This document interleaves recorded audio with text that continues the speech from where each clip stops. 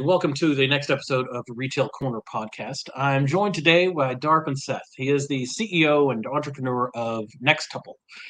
Nextuple is a very specific software suite that is hopefully going to change the world. Welcome, Darpan. Welcome to the Retail Corner.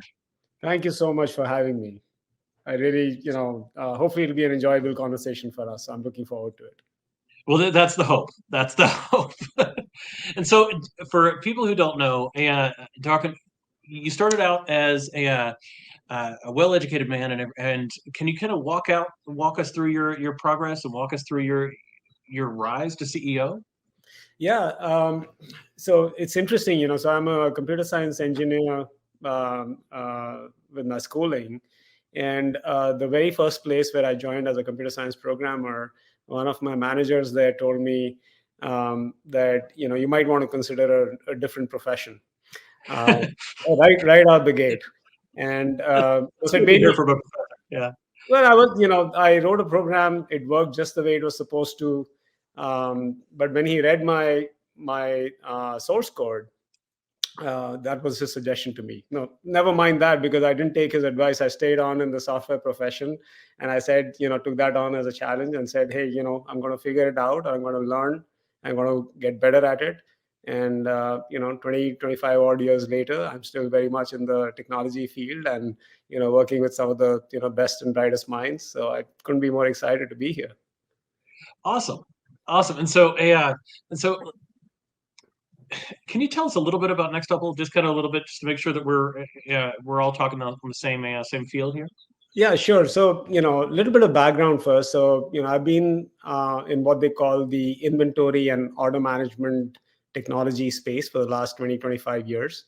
And started with a company called Yantra, which became what is now called the IBM Sterling order management product. So that's like that little thing. Oh, yes. That's the oldest lion in the jungle is what I call. Yes, absolutely. That's a pillar of the community. Yeah, indeed. And so, I mean, like what happens with most old lions, I think, there are younger, fiercer lions and cubs that are born, and, eventually they take over the jungle. And so, Nextuple is an attempt on our part to be that innovative company in the enterprise inventory and order management space. There's a lot that has changed in the last 20, 25 years. A lot more cool technology, cloud technology available to all of us.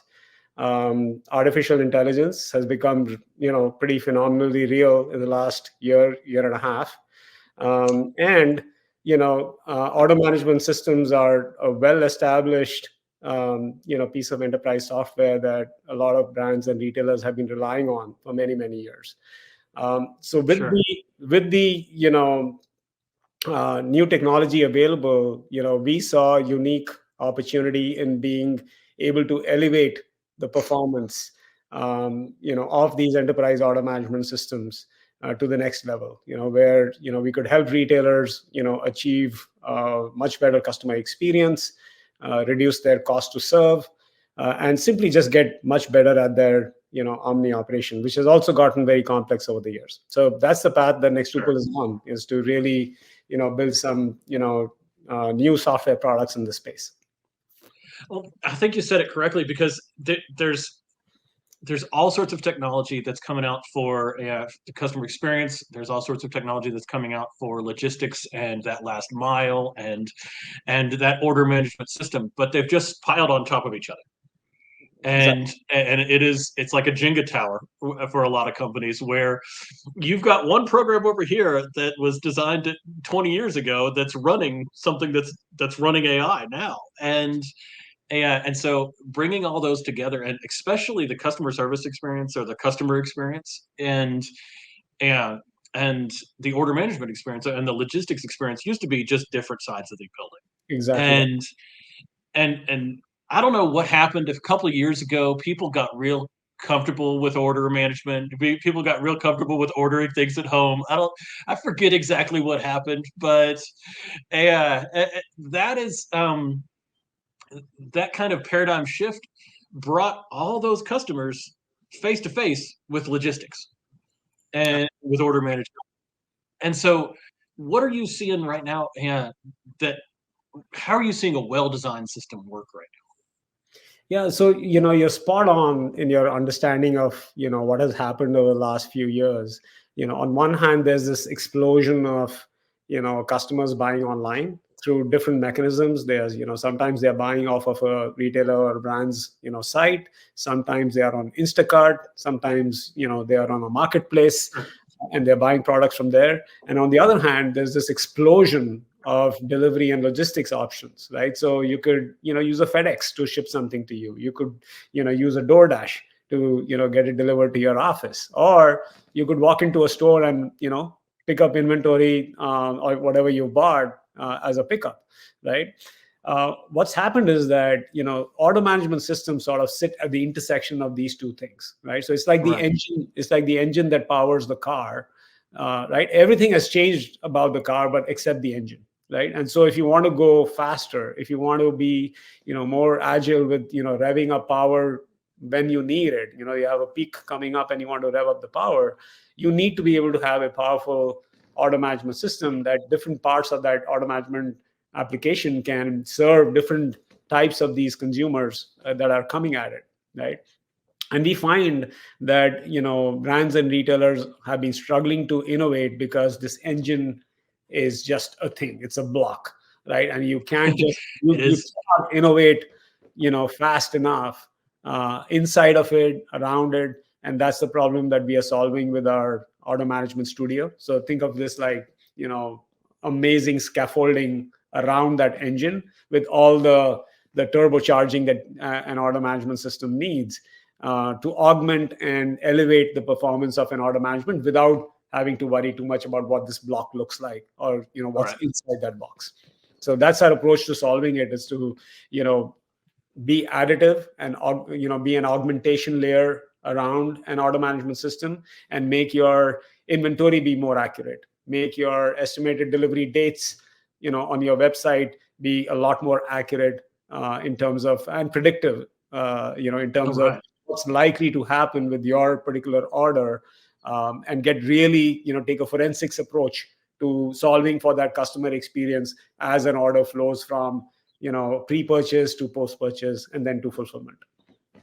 That makes sense because there's technology now that I mean, I've been in the game a couple days. I don't know, and so but there's technology now that we wouldn't have imagined 10 years ago, or 5 years ago, 2 years ago.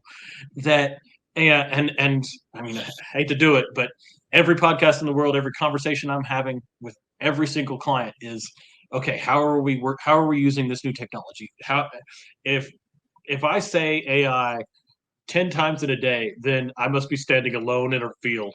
And so, because we talk about AI every single conversation. And so, how are we specifically? Because I mean, a lot of people, they'll say, "Oh yeah, we're applying AI to our thought process," but that means a lot of things to a lot of people. And Indeed. so, how are you specifically using that kind of machine learning piece?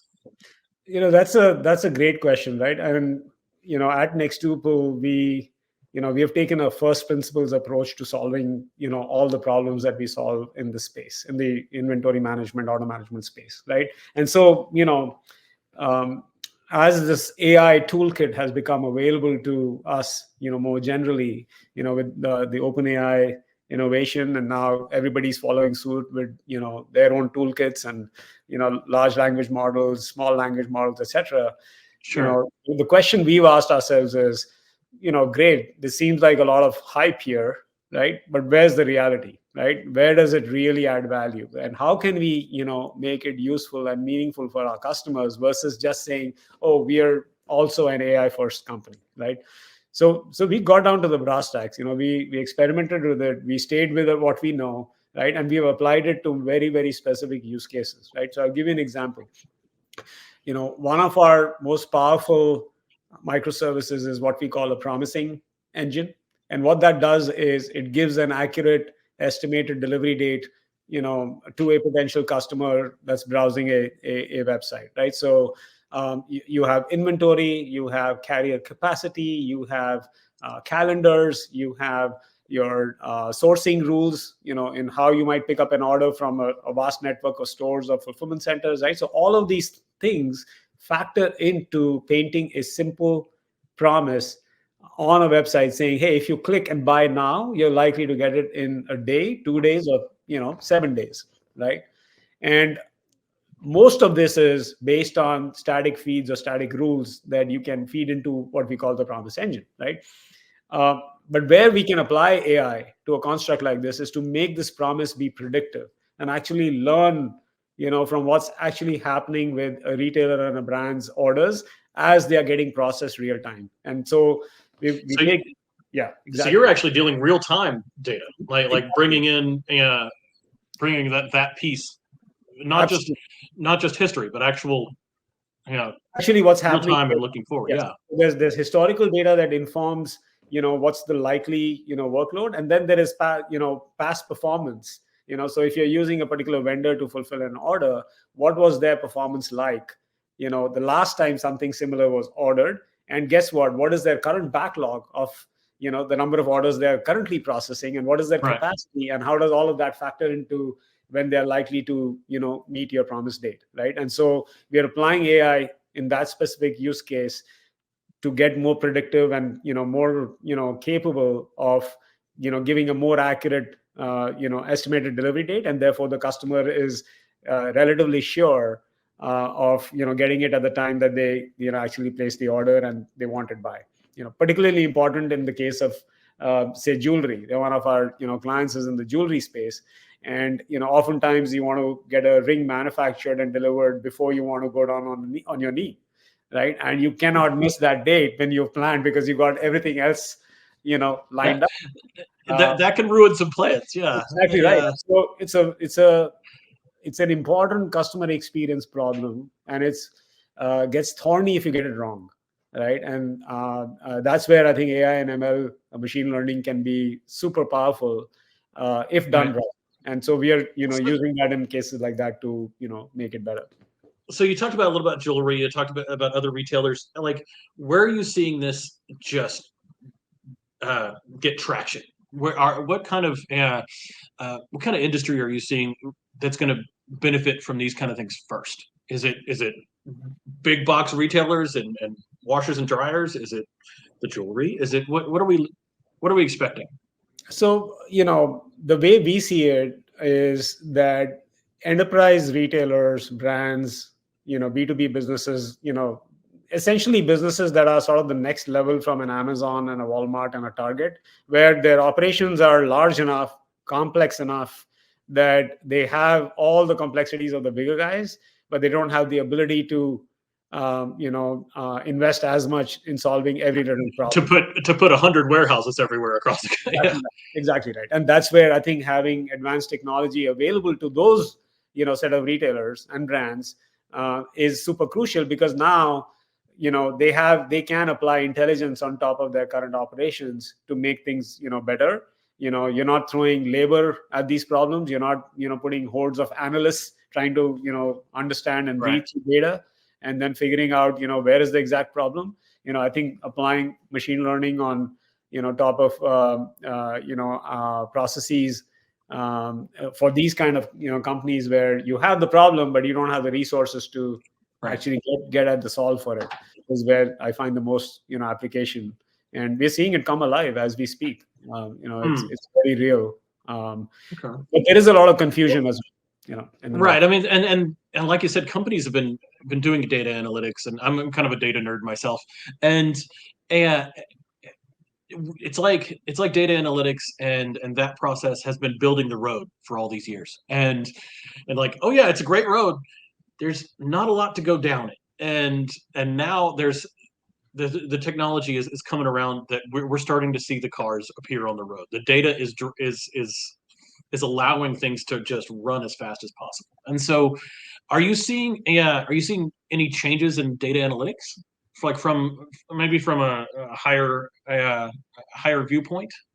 I absolutely am, and I think this is where the other part of AI comes into play, which is the generative AI capabilities that have come up more recently, right? So in the past, order, I'll give examples from the domain we are in, so excuse me if I get repetitive there. But in the order management, inventory management domain, there's a lot of data that gets collected throughout the order processing lifecycle, right? So, how many orders got placed, how many got sourced, how many are being fulfilled at any given point of time. So there's data being, published at every step of that order lifecycle journey, right? Now, in order to try and make sense of what's happening, where are we getting backlogged, where is there opportunity to improve the process, all of this was analytics based or reporting based in the past, right? What we are finding now is that by applying generative AI capabilities, you can actually scroll through tomes of text based data and be able to get insights that you were not able to get at super easily in the past, right? And so it's a great example of it might take a human forever to write reports and write Sure. build dashboards, trying to understand all these logs of data, but with a different technology you're now able to sift through it and be able to come up with insights that would be harder to get at otherwise. So we're definitely Right. seeing a big change in how business analytics and reporting is looked at these days, especially from our viewpoint. That makes sense. So with everything that's out there, it used to be, like you said, there was an IBM out there that just this is the tool you need, and it wasn't even it's like, oh well, everybody obviously wants to drive a Honda Accord. It's exactly the same thing for everyone. But Correct. no, there are some people that drive trucks. There are some people that drive Jeeps and Ferraris or whatever it may be. And so, how are you seeing that landscape change to be more customizable to the business? So I think the first wave of where people started to get benefit of the first wave of order management, inventory management that came about was most people leaned into what we call software as a service, yeah, vendors, right? So standard out of the box functionality, it's the same capability across the board for all my customers, right? Right. And to your point, now folks are looking at that and saying that but my business is different. I'm an auto parts business, and I'm different from a jewelry business, and the jewelry business Sure. is different from a grocer, and the grocer is different than a quick service Furniture restaurant. store. Yeah. Yeah. Yeah, exactly, right. And so the product mix is different, the kinds of customers are different, how they buy is different, how those orders get fulfilled is different. So everything is different. So why should the engine be the same, Right.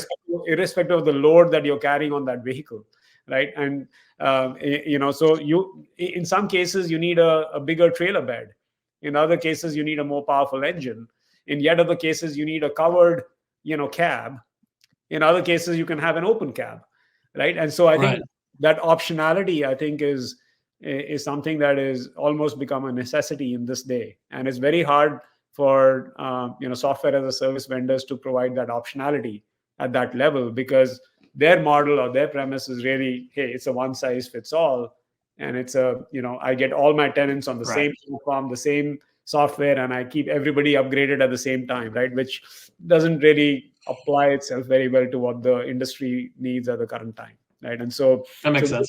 we've seen that opportunity. Our customers are loving what we do with them, because we bring them that composability of being able to pick pieces of this puzzle and only focus on those aspects of the Right. problem. We also provide a lot of flexibility in how we deliver the technology to them, in a way that they're not tied in a way, and they're not being metered all the time, right? And so I think Right. there's definitely a huge opportunity we see in not just the best technology, but also how it gets delivered to the clients. Right.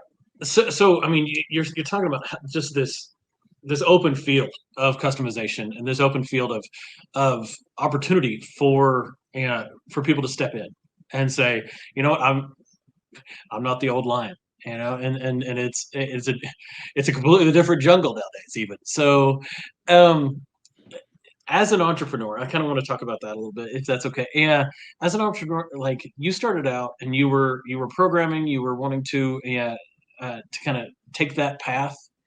And so, what a lot of people forget about being an entrepreneur is that it's really difficult. And so, like especially on social media, you see, oh well, obviously this guy did it. I should be able to do it. And it's it's a view of only the peaks but not the valleys. And so, uh, through your journey, have you found any valleys? Have you found any struggles? Just kind of share. So I've been an entrepreneur now for about 15 years, and in that entire time, what I felt is that I think the biggest mistake I made was get started on this journey, because it's like a one-way street. You never go back. Once you're on it, you just can't. It's like a drug, right? And you Yeah, once you get high, you're never going back to you're always chasing it. Yeah, and I call it foolishness, because as a first time entrepreneur, right, um, I had some experience and I thought I was talented, right? But I was foolish enough to say, you know what, I can be one too, right? And so that's where the optimism comes in, right? That, hey, I can do this, right? Not realizing how many times one is going to fail, not realizing how many times one is going to have to get up, not realizing how many times, you'll feel so low and you wouldn't know what to do, because frankly resources are so limited as to an entrepreneur trying to find customers on one hand, solve a problem on the other, build a team, pay all the bills, right, and yet stay positive and optimistic throughout this journey, right? It's right. incredibly hard, it's incredibly difficult. And so when I see budding entrepreneurs, when I see fellow entrepreneurs who are who've done really well in their lives, or even folks that haven't succeeded, I have huge respect for all of them, for wanting to try, for trying, and for succeeding in some cases as well, right? But there's more instances of failure than there is of success, for sure. Absolutely, absolutely. Thinking about all the alternate timelines and the different paths that we've gone down, we were talking about in university, you had to kind of double down on your programming skills, and how did do you think that if you hadn't had the experience of kind of having to focus on that, would your path be different? You're absolutely right. I think, um, had I not doubled down on picking up some core skills, and had I not doubled down on really understanding the detail of doing the work and doing the work myself, I don't think I would have an appreciation today as a leader in my company, to understand what it takes to build a product, deliver a product, get a customer to be happy, and actually solve a customer's problem, right?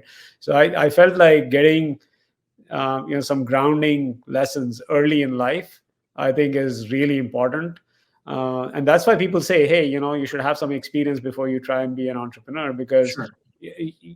being too green is going to impact you in ways that you can't imagine. I think failure can come a lot more easily. Not that when you're experienced you don't fail, you still fail, you fail every single day. But with experience you learn how to deal with that failure, and with Right. experience you're able to withstand failure, right?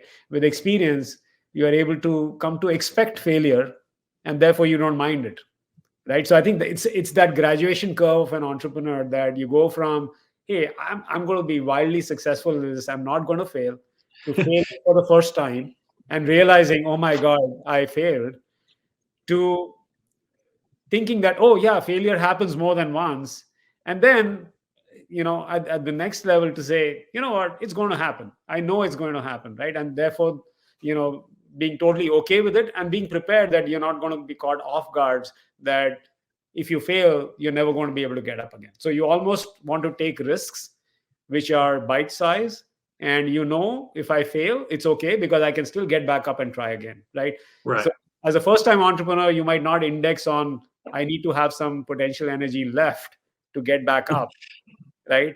Don't bet your last chip. Yeah. Yeah, So- exactly. So don't bet your last chip. Keep a few chips, for yourself, because you're going to likely to fail 9 times out of 10, and then at least you can play again, right? And then but recover. the nice thing, at least for me, I'm sure it's with you as well. But like in my life, I've been here and here and here and here and here and here and here, and but it looks erratic. But if I look backwards, it's just straight line Right. to where I'm sitting right now. And so, it's kind of an interesting philosophy, I guess. So that's everything summed up. If you met yourself just out of college, just starting on your journey, what advice would you give yourself? I think the advice I would give myself is, and it sounds cliched, but follow your interest, follow your passion. That's one thing. I felt like I fell into the professions I fell into, and then I made the most out of them. Yeah. Right now, it feels like this is the best thing that could have happened to me, and I'm happy, and I'm happy for the experiences I've had. Right, but I did have early on in my life, I had opportunities to go in an entirely different direction. Right, and I never even considered those as options Really? for myself. Right, and I think that's the advice I would give to a younger self, is that before you decide to go do something, you know make sure that that's something you are happy putting your life towards, so that when later on in life, when you look back, you're not looking at missed opportunities, you're looking at where you have made the most of it, and you're happy making the choices you've made, which is rather difficult to do. But at Right. least Right. Oof. just try and Yeah. pause and evaluate a little bit longer before you decide to jump off the cliff. Fair enough. Fair enough. I think that's perfect advice. And so, Darpan, I think we're running low on time, but I wanted to thank you for being with us on the Retail Corner. This has been enlightening, and I think Nextuple is going to be the next lion. So I appreciate you, sir. Thank you so much, and I really enjoyed the conversation myself. I think you're a wonderful host. You guys have an amazing podcast, and I'm very excited. And thank you for having me here. Awesome. Well, thanks for joining us on the Retail Corner, and I'll see you guys next time. Thank you. If you would like to be featured on our podcast, please email us at podcast@retailcorner.live or visit our website, retailcorner.live. Looking forward to having you as our guest on our podcast, and thank you so much for listening.